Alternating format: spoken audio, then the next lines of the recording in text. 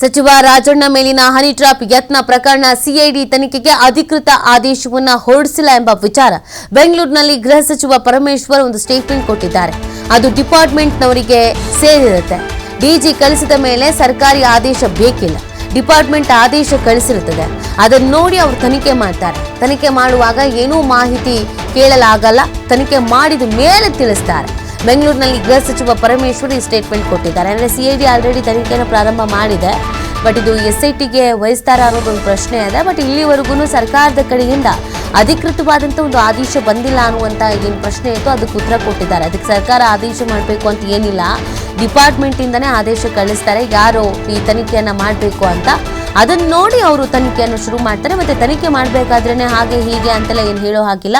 ತನಿಖೆ ಕಂಪ್ಲೀಟ್ ಆದಮೇಲೆ ಎಲ್ಲವನ್ನು ಹೇಳ್ತಾರೆ ಅಂತ ಹೇಳಿದ್ದಾರೆ. ಕಳಿಸಿದ ಮೇಲೆ ಅಲ್ಲ, ಅವರು ಡಿಪಾರ್ಟ್ಮೆಂಟ್ನವರೇ ಮಾಡ್ಕೊಳ್ತಾರಲ್ಲ. ಅವರು ಡಿ ಜಿ ಕಳಿಸಿದ ಮೇಲೆ ಅದು ವಿದಿನ್ ದಿ ಡಿಪಾರ್ಟ್ಮೆಂಟು, ಅದಕ್ಕೆ ಸರ್ಕಾರಿ ಆದೇಶ ಬರೋದಿಲ್ಲ. ಅದು ಡಿಪಾರ್ಟ್ಮೆಂಟಲ್ಲಿ ಆದೇಶ ಮಾಡಿರ್ತಾರೆ. ಅದಕ್ಕೋಸ್ಕರ ಅವರು CODನವ್ರು ಮಾಡ್ತಾರೆ. ಅಲ್ಲ, ಅವರು ಡಿಪಾರ್ಟ್ಮೆಂಟ್ನವರೇ ಮಾಡ್ಕೊಳ್ತಾರಲ್ಲ. ಅವರು ಡಿ ಜಿ ಕಳಿಸಿದ ಮೇಲೆ ಅದು ವಿದಿನ್ ದಿ ಡಿಪಾರ್ಟ್ಮೆಂಟು, ಅದಕ್ಕೆ ಸರ್ಕಾರಿ ಆದೇಶ ಬರೋದಿಲ್ಲ. ಅದು ಡಿಪಾರ್ಟ್ಮೆಂಟಲ್ಲಿ ಆದೇಶ ಮಾಡಿರ್ತಾರೆ. ಅದಕ್ಕೋಸ್ಕರ ಅವರು CODನವ್ರು ಮಾಡ್ತಾರೆ. ಅಲ್ಲ, ಅವರು ಡಿಪಾರ್ಟ್ಮೆಂಟ್ನವರೇ ಮಾಡ್ಕೊಳ್ತಾರಲ್ಲ. ಅವರು ಡಿ ಜಿ ಕಳಿಸಿದ ಮೇಲೆ ಅದು